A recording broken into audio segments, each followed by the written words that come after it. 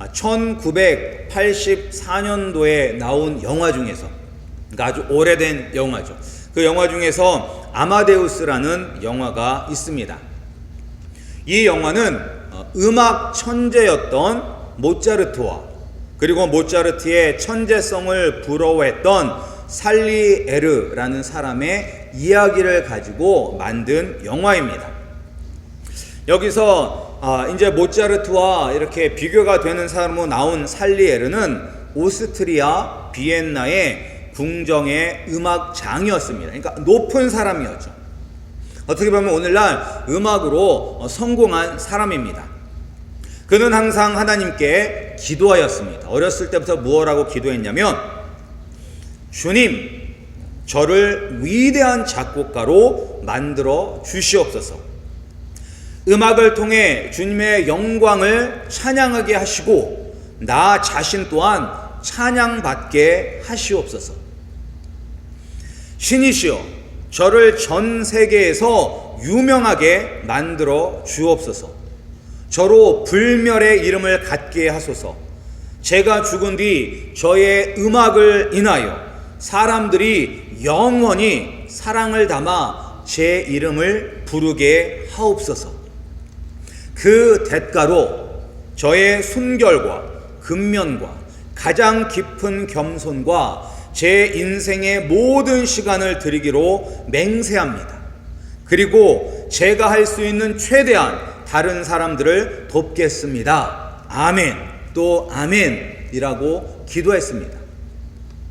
어떻게 보면 이 기도가 우리가 드리는 기도와 비슷한 경우가 많을 것입니다.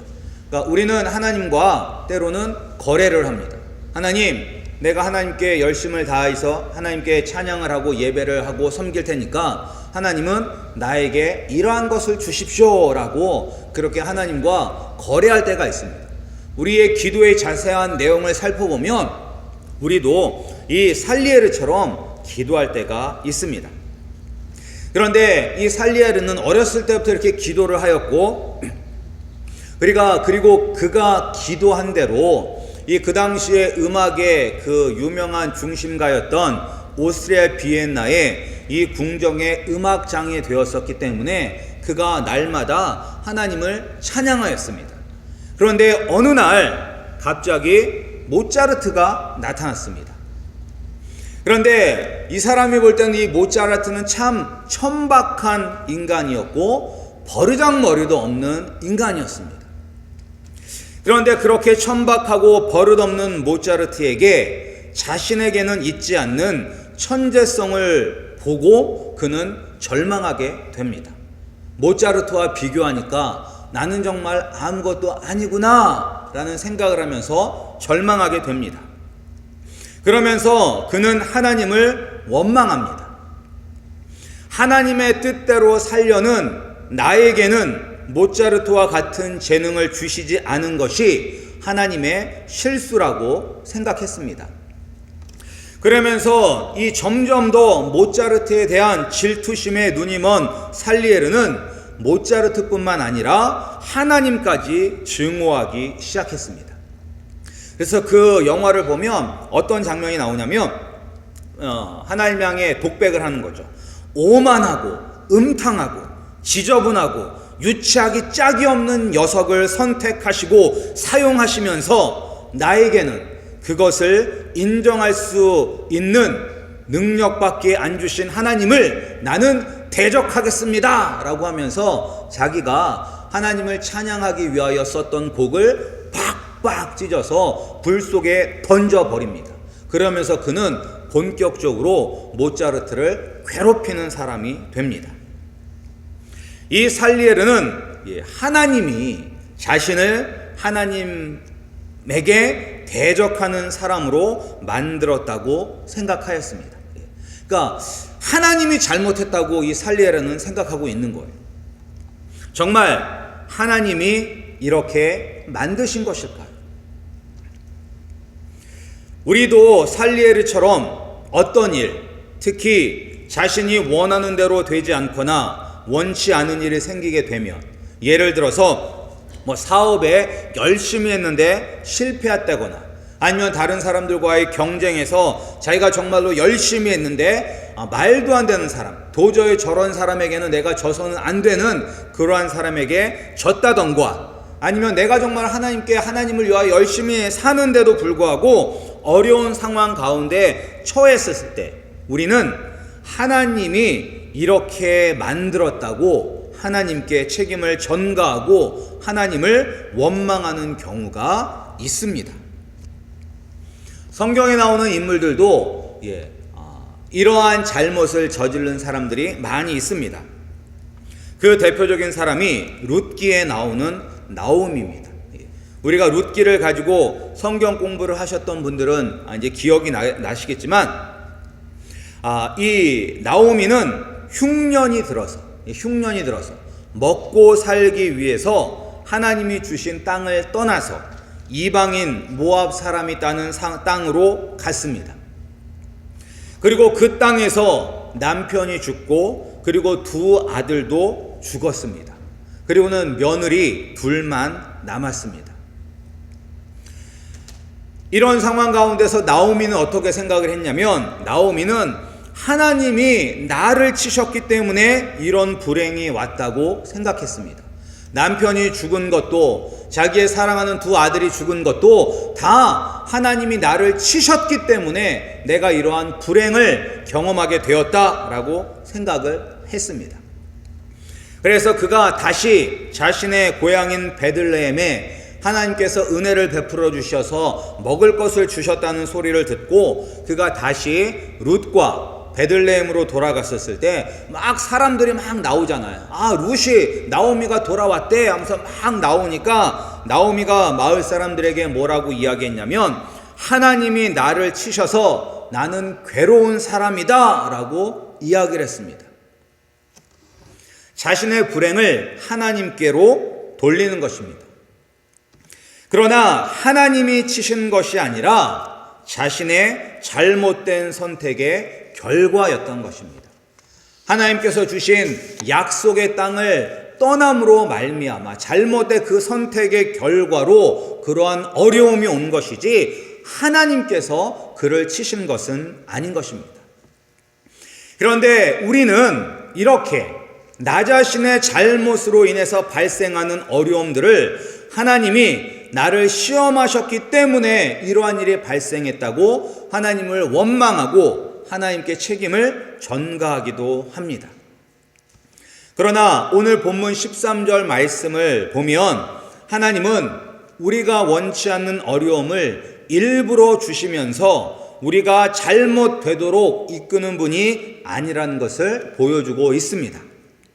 우리 13절 말씀을 함께 읽어보겠습니다. 우리 13절 말씀입니다. 시작. 사람이 시험을 받을 때에 내가 하나님께 시험을 받는다 하지 말지니 하나님은 악에게 시험을 받지도 아니하시고 친히 아무도 시험하지 아니하시느니라. 아멘.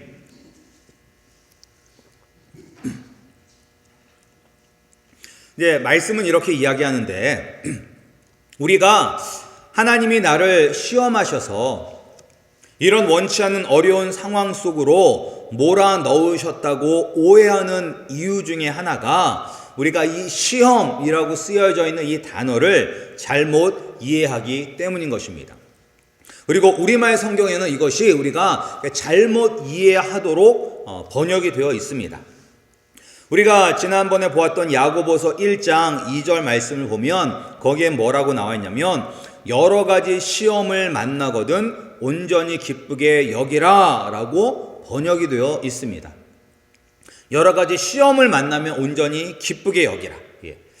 그런데 이제 이 시험과 우리 13절에서 나오는 시험, 사람이 시험을 받을 때에 내가 하나님께 시험을 받는다 하지 말지니 라고 할 때 이 시험은 서로 다른 단어인 것입니다. 1장 2절에 나오는 시험, 여러 가지 시험을 만나거든 기쁘게 여기라 할 때 이 시험은 영어로 보면 테스트입니다. 테스트하는 것. 그리고 13절에 나오는 시험은 영어로 뭐라고 번역이 되었냐면 템테이션으로 번역이 되어 있습니다. 그러니까 정확히 우리말로 번역을 하면 유혹입니다. 유혹. 그러니까 1장 2절 말씀은 여러 가지 테스트를 만나거든 온전히 기쁘게 여기라 라고 되는 것이고, 13절 말씀은 사람이 유혹을 받을 때에 내가 하나님께 유혹을 받는다 하지 말지니 하나님은 악에게 유혹을 받지도 아니하시고 친히 아무도 유혹하지 아니하시느니라, 이렇게 번역이 되는 것입니다. 그러니까 테스트와 템테이션은 큰 차이가 있습니다. 테스트는 무엇이냐면, 테스트는 이 사람이 정말로 믿음이 많이 성장했는지를 보기 위한 말 그대로 시험입니다. 시험. 우리가 학교에서 시험을 보는 것이 학생들을 이렇게 나누어서 너는 시험에 통과 못하는 놈 하면서 이렇게 때리기 위해서 시험을 보는 것이 아니라 학생들의 수준이 어느 정도인지를 알기 위해서 보는 것입니다. 그러니까 시험 본다고 우리가 죄를 짓는 것은 아니에요. 시험의 결과가 좋다고, 시험의 결과가 나쁘다고 나쁜 사람, 좋은 사람은 아니에요. 실력이 있느냐 없느냐의 차이인 것이지. 하지만 템테이션은 어떤 것이냐면, 템테이션은 죄를 짓도록 유혹하는 것입니다. 템테이션의 목적은 무엇이냐? 우리가 죄를 짓고 타락하게 하는 것이 목적인 것입니다. 뱀이 하와에게 접근하여서 유혹한 목적은 하와가 믿음이 있는지 없는지를 시험하는 것이 아니라 하와가 타락해서 죄를 짓도록 하는 것입니다. 이처럼 13절이 이야기하는 시험은 죄를 짓도록 하는 유혹인 것입니다. 따라서 우리 하나님은 절대로 우리가 죄를 지어 타락하도록 유혹하시는 분이 아니라는 것입니다. 우리가 살면서 겪는 많은 어려움과 실패와 그리고 그 비참함은 하나님이 우리의 믿음을 성장시키기 위해서 주시는 시험 때문에 생기는 것이 아니라 우리가 죄의 유혹에 넘어갔기 때문에 오는 것입니다. 그러니까 우리가 겪는 많은 어려움들 가운데 대부분은 이 죄의 유혹에 우리가 넘어갔기 때문에 그 죄의 결과로 나타나는 비참함인 것입니다. 비참함. 그렇다면 우리를 타락하도록 유혹하는 이 시험은 어디서부터 오는 것일까요? 우리 14절과 15절 말씀을 보면 알 수가 있어요. 이 유혹이 어디서부터 오는지. 우리 14절과 15절 말씀을 함께 읽겠습니다. 시작. 오직 각 사람이 시험을 받는 것은 자기 욕심에 끌려 미혹됨이니 욕심이 잉태한 즉 죄를 낳고 죄가 장성한 즉 사망을 낳느니라. 말씀은 분명히 이야기하고 있습니다. 우리가 유혹을 받는 것은 하나님 때문이 아니라 바로 우리 마음속에 있는 욕심 때문이다 라고 이야기하고 있습니다. 이 유혹이 어디서 오느냐? 이 템테이션이 어디서부터 오느냐? 우리 마음속에 있는 욕심입니다. 욕심. 이 욕심을 영어 성경은 더 구체적으로 own evil desire라고 이야기하고 있어요. 내 자신의 악한 욕망이라고 표현하고 있습니다. 내 마음속에 있는 악한 욕망이 나 자신을 유혹하는 것입니다. 다른 사람이 유혹하는 것이 아니라 내 안에 있는 악한 욕망이 나를 유혹하는 것입니다. 우리 안에는 죄성이 있습니다. 죄성. 우리가 원죄를 가지고 태어나지만 원죄뿐만 아니라 우리 안에는 죄성이 있습니다. 죄의 경향성이 있습니다. 경향성. 그렇기 때문에 사람은 누구나 필연적으로 죄를 짓게 되는 것입니다. 저희 재원이도 저희들이 거짓말을 가르쳐 준 적이 없어요. 그럼에도 불구하고 애가 점점 커가면서 거짓말을 또 눈에 띄는 거짓말을 그럼 어떻게 얘기하냐면, 야, 엄마한테 가서 물어봐. 엄마가 허락하면 봐. 그렇게 이야기를 하면 이제 엄마한테 가서 물어보잖아요. 엄마한테 가서 물어보면서 엄마 아빠가 엄마한테 물어보래요 라고 얘기를 해요. 그러면 또 엄마가 그럼 아빠가 허락하면 봐 이렇게 얘기를 해요. 뭘 볼 때. 그러면 얘가 아빠가 허락했어요 라고 그렇게 이야기를 해요. 저는 분명히 허락한 것이 아니라 엄마한테 가서 물어보라고 했고, 엄마는 또 아빠한테 가서 물어보라고 하니까 여기서 아빠가 허락했대요 라고 하면서 자기가 원하는 것을 하려고 하는 거예요. 그러다가 저한테 조금 더 크게 보태서 뒤지게 맞았는데, 누가 시킨 것도 아닌데 아이들은 그렇게 거짓말을 합니다.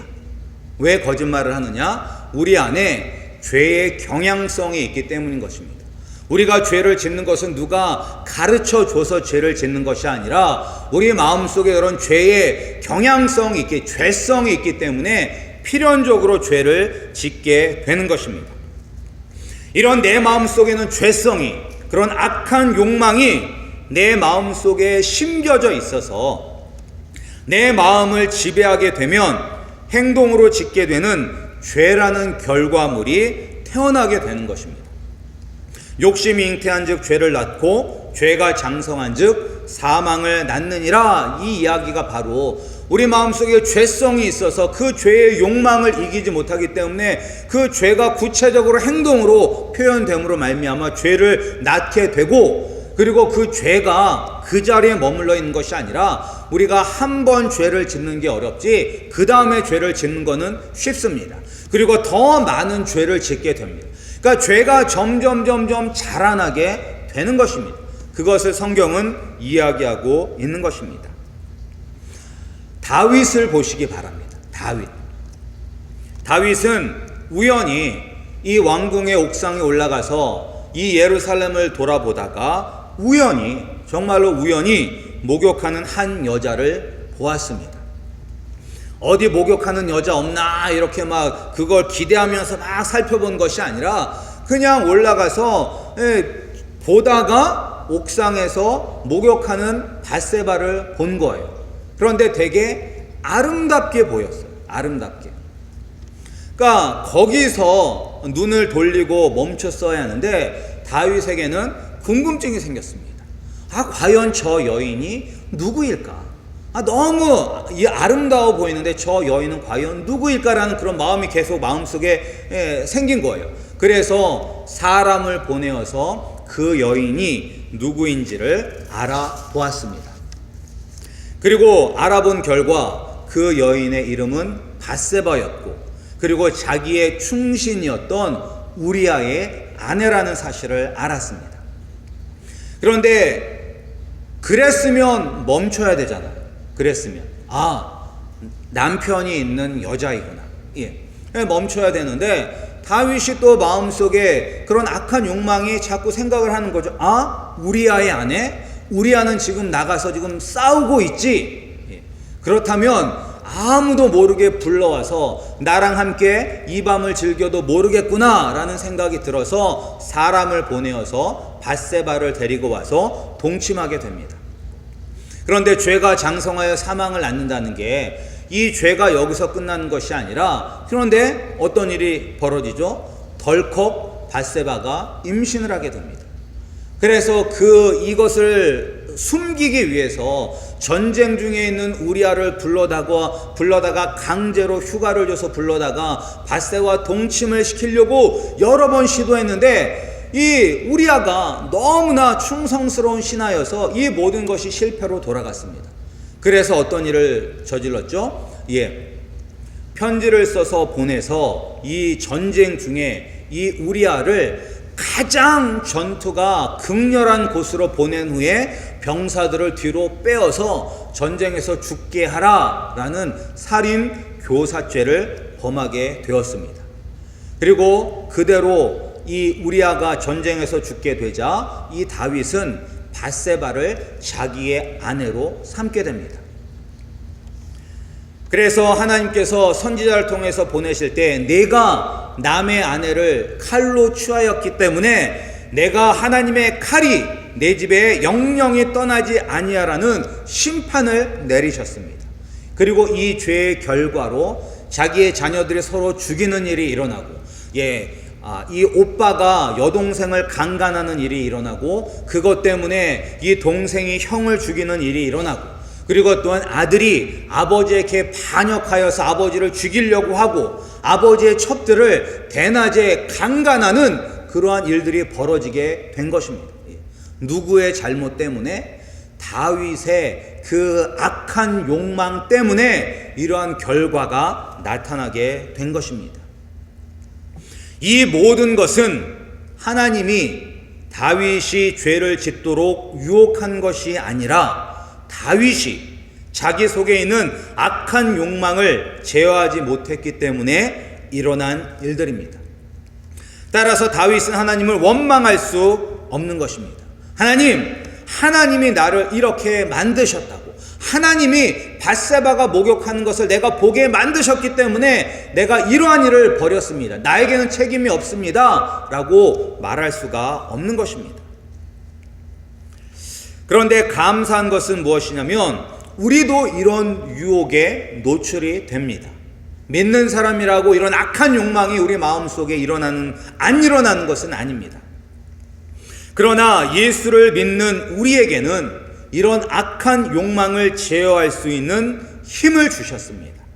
유혹에 빠지지 않을 수 있게 하셨습니다. 하나님 아버지께서 우리에게 선하고 좋은 것을 주시기 때문인 것입니다.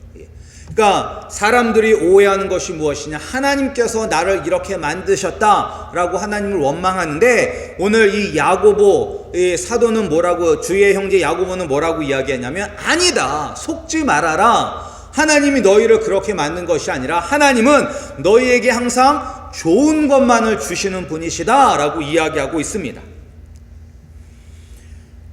따라서 때를 따라 돕는 은혜를 하나님 아버지는 우리에게 주시기 때문에 우리가 하나님 아버지를 의지할 때 우리 마음속에서 일어나는 악한 욕심을 이길 수가 있는 것입니다. 그리고 우리가 18절 말씀을 함께 읽어보겠습니다. 18절 말씀입니다. 18절 말씀 시작. 그가 그 조물 중에 우리로 한 첫 열매가 되게 하시려고 자기의 뜻을 쫓아 진리의 말씀으로 우리를 낳으셨느니라. 아멘. 하나님 아버지는 우리가 죄를 짓도록 유혹하시는 분이 아니라 우리를 진리의 말씀, 예수 그리스도를 영접함으로 우리가 새로운 피조물로 다시 태어나도록 하신 분이십니다. 하나님 우리를 다시 낳으셨다라고 이야기해요. 악한 욕망은 죄를 낳고 죄는 사망을 낳는데 하나님 아버지는 생명의 말씀 예수 그리스도로 우리를 새로운 피조물로 낳으셨다라고 말씀하고 있습니다. 또한 우리를 첫 열매로 만드셨다라고 이야기하고 있어요. 첫 열매. 성경에서의 첫 열매는 첫 번째 열매도 되지만 또 어떤 뜻이 있냐면 가장 좋은 것이라는 뜻이 있습니다. 가장 좋은 것. 그러니까 첫 것을 드린다는 것은 처음 열매면서도 가장 좋은 것을 드리는 거예요.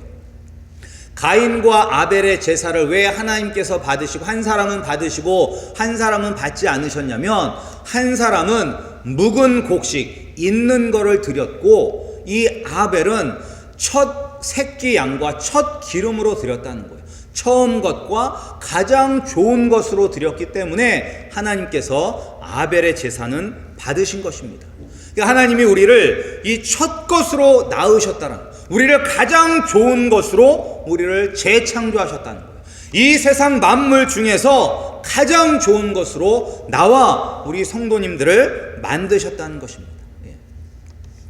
이런 하나님이 과연 우리가 죄를 짓도록 우리를 유혹하실까요? 그렇지 않습니다. 하나님이 나를 유혹하셔서 죄를 짓게 되었다고 생각하도록 하는 사단의 공격에 속지 마시기 바랍니다. 우리 성도님들도 살면서 신앙생활 하시면서 하나님 원망하신 적들 있죠. 하나님 어떻게 나한테 이럴 수가 있습니까? 라면서 원망하셨던 적 있을 것입니다. 그러나 그 모든 원망은 내 안에 있는 악한 욕망에서부터 시작된 것이지 하나님께서 우리를 그렇게 만든 것은 아닌 것입니다. 처음에 예화로 들었던 살리엘을 보시기 바랍니다. 살리엘은 자기네 악한 욕망, 내가 세상에서 가장 유명한 음악가가 되어야 되는데 나는 그런 재능이 없고 모차르트에게 그 재능이 있었기 때문에 그 시기 질투하는 그런 악한 욕망이 자기 마음속에서 나타난 것입니다. 나오미를 보시기 바랍니다. 나오미도 먹고 살기 위해서 하나님을 떠난 자기의 잘못 때문에 그런 불행이 온 것이지 하나님께서 나오미를 친 것이 아닙니다. 그럼에도 불구하고 하나님을 원망하는 모습을 우리가 볼 수가 있습니다. 여러분들도 하나님 원망하시지 마시기 바랍니다. 하나님 원망하는 것이 바로 사단의 공격인 것입니다. 하나님이 우리를 유혹하는 것이 아니라 우리의 악한 마음이 죄를 짓도록 하는 것입니다. 따라서 우리 성도님들은 무엇보다도 여러분들의 마음을 지키시는 성도님들이 되시기를 소원합니다. 우리가 신앙생활할 때 가장 중요한 것이 내 마음을 지키는 것이 가장 중요해요. 모든 감사도 내 마음에서 나오는 것이고 불평과 원망도 내 마음에서 나오는 것입니다. 우리는 다른 사람들을 지목하면서 저 사람 때문에 그래 라고 하지만 그 모든 것은 내 마음 속에서 나오는 것입니다. 따라서 우리 성도님들은 마음을 잘 지키시는 우리 성도님들이 되기를 주님의 이름으로 축원합니다. 그런데 문제는 무엇이냐? 마음을 지키는 것이 어렵다는 거예요. 마음을 지키는 것이. 우리 대중 가요도 보면 내 마음을 나도 몰라 그런 가사들이 있잖아요. 근데 여러분들도 정말 여러분 마음을 모를 때가 너무나 많잖아요. 내가 정말로 저 사람을 좋아하는지 미워하는지 싫어하는지, 내가 정말로 하나님을 사랑하는지 안 사랑하는지, 내 마음 가운데 더 뜨겁게 하나님을 사랑하고자 하는 마음이 있는지 없는지 나도 내 마음을 모를 때가 너무나 많습니다. 왜 그러느냐? 그것은 예수 믿고 구원받은 우리 마음 속에도 여전히 죄의 잔재들이 남아있기 때문인 것입니다. 우리가 예수님을 믿음으로 말미암아 하나님의 자녀로 우리의 신분은 변화되었지만 여전히 우리 안에 죄의 습성들이 남아있습니다. 이 죄의 잔재들과 습성들이 우리 마음속에 욕심을 불러 일으키는 것입니다. 내가 저 물건이 있으면 더 행복할 거야 라는 그런 욕심이 내 마음 가운데 들어갑니다. 내가 돈이 조금만 더 있으면 행복할 거야 라는 그런 마음이 내 마음 가운데 있습니다. 내가 조금만 더 출세하면 행복할 거야 라고 쉬지 않고 우리 교회에 속삭이는 이 욕심, 그 죄의 잔재들이 있습니다. 우리는 이 죄의 잔재들, 이 마음속에는 끊임없이 우리 귀에 속삭이는 이 죄의 욕심과 싸워서 승리해야만 합니다. 그런데 어렵잖아요. 힘들잖아요. 힘들잖아요. 때로는 정말로 말씀에 은혜 받고 내가 그래 원수도 사랑하라고 했으니까 내가 저 사람을 사랑해야 되겠다 그리고 그렇게 마음을 먹었는데도 또 저 사람이 삐딱하게 한마디 하면 열이 확 나면서 그럼 그렇지 사람이 변하겠냐라고 하면서 또 미워하는 마음이 생기기도 하고, 우리가 이 죄의 유혹에서 싸워서 승리하기가 너무나 어렵습니다. 그런데 이 죄의 유혹과 싸워 승리할 수 있는 비결이 12절 말씀에 나와 있습니다. 12절 말씀. 우리 12절 말씀을 함께 읽겠습니다. 시작. 시험을 참는 자는 복이 있도다. 이것에 옳다 인정하심을 받은 후에 주께서 자기를 사랑하는 자들에게 약속하신 생명의 면류관을 얻을 것임이니라 라고 기록하고 있습니다. 이 말씀을 쉽게 이야기하면 무엇이냐면, 시험을 참는 자는, 시험을 인내하는 자는 생명의 면류관을 받는 복을 받게 된다. 시험을 참는 자는 생명의 면류관을 받는 복을 받게 되는데, 이 생명의 면류관은 또 어떤 사람에게 주시겠다라고 약속을 하셨냐면 하나님을 사랑하는 자에게 생명의 면류관을 주시겠다고 약속을 하셨어요. 그러니까 시험에 참는 자는 생명의 면류관을 받는데, 생명의 면류관은 하나님을 사랑하는 자가 받아요. 그러니까 하나님을 사랑하는 자는 시험을 참을 수가 있고 생명의 면류관을 받을 수가 있는 것입니다. 그러니까 우리 마음속에 우리의 귀에 끊임없이 속삭이는 악한 욕망들과 싸워서 이기려면 우리가 어떻게 해야 된다? 하나님을 사랑해야 된다. 하나님을 사랑해야 된다. 내 마음속에 돈에 대한 욕심이 생깁니다. 하나님, 내가 돈을 더 벌게 하여 주시옵소서. 내가 돈이 더 생기면 행복할 수 있을 것 같습니다. 라는 이런 악한 욕심이 내 마음 가운데 생겼을 때, 하나님, 내가 이 욕심과 싸워 승리하게 하여 주시옵소서. 하나님, 내가 미쳤나 왜 돈독에 오른 것 같은데, 하나님이 이 돈독에서 자유롭게 하여 주시옵소서라고 이 돈에 대해서 싸우는 것이 아니라 하나님을 사랑하는 거예요. 돈에 대해서 싸우는 것이 아니라, 하나님, 내가 하나님을 더 뜨겁게 사랑하게 하여 주시옵소서. 하나님, 내가 하나님이 나를 얼마나 사랑하시는지 하나님 아버지의 그 사랑을 내가 깨닫게 하여 주시옵소서. 하나님, 나를 위하여 십자가에 못 박혀 죽으신 그 예수 그리스도의 보혈의 공로를 내가 깨닫게 하여 주시옵소서라고 하나님 앞에 하나님을 뜨겁게 사랑하면, 돈, 명예, 욕심, 이 모든 것들이 사라진다는 것입니다.